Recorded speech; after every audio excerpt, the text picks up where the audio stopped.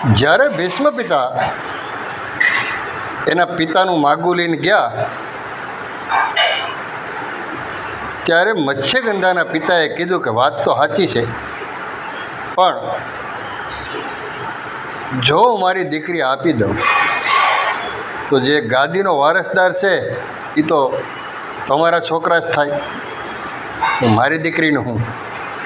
ત્યારે ભીષ્મ પિતાએ પ્રતિજ્ઞા લીધી કે આજથી હું સદાય બ્રહ્મચારી, હું લગ્ન નહીં કરું, પણ તમે આ તમારી દીકરી આપો અને એ તમારી જ દીકરીના સંતાનો વારસદાર બનશે. હું ક્યારેય ભીષ્મ પ્રતિજ્ઞા લઉં છું, હું ક્યારેય લગ્ન નહીં કરું, હું સંસાર નહીં માંડું. આમ કરી અને શાંતનુ રાજાને મત્સ્યગંધાએ લગ્ન કરાવે. એના 2 પુત્ર થાય અને એક પુત્ર છે યુદ્ધ થાય એમાં મરાઈ જાય. અને ભીષ્મ પિતા છે એ અંબિકા અને અંબાલિકાનું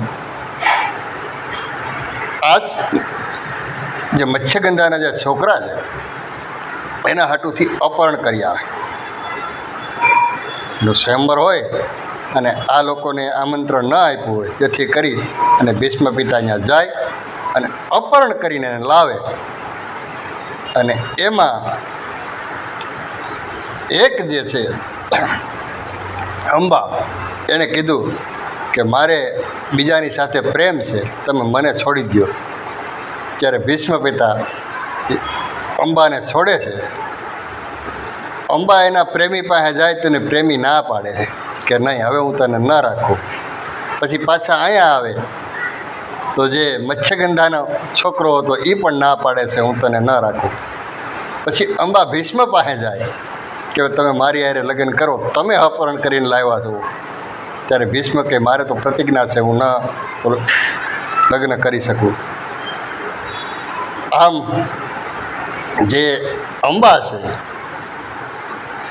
એ કટાર ખાઈને મરી જાય છે અને બીજા જન્મમાં એ શિખંડી બને છે અને ભીષ્મ પિતાનું મૃત્યુનું કારણ બને છે. હવે આ જે અંબિકા અને અંબાલિકા આ 2 હોય પછી જે શાંતનુ રાજાના આ છોકરો ઓફ થઈ જાય એટલે ભીષ્મ એ પ્રતિજ્ઞા લીધી હોય અને અંબિકા અને અંબાલિકા 2 હોય. હવે ગાદીનો વારસદાર કોઈ હતો જ નહીં. તે સમયે જે મત્સ્યગંધા છે એણે એનો પુત્ર વેદવ્યાસ છે એને બોલાવ્યા અને વેદવ્યાસને વાત કરી કે બેટા આ હવે ગાદીનો કોઈ વારસદાર રહ્યો નથી, માટે તું કાંઈક એવું કર કે જેથી કરી અને આ ગાદીનો વારસદાર આ લોકોને મળે. ત્યારે વેદવ્યાસે કીધું કે કાંઈ વાંધો નહીં, તમે મારા ઓરડાની અંદર એક પછી એક જે રાણીઓ છે એને મોકલો, હું એને વરદાન આપીશ. જ્યારે એક રાણી છે એ અંબા અને અંબાલિકા એ પહેલાં એક જાય છે એટલે એને એવું થયું કે સંત પાસે જાઉં તો હું થોડુંક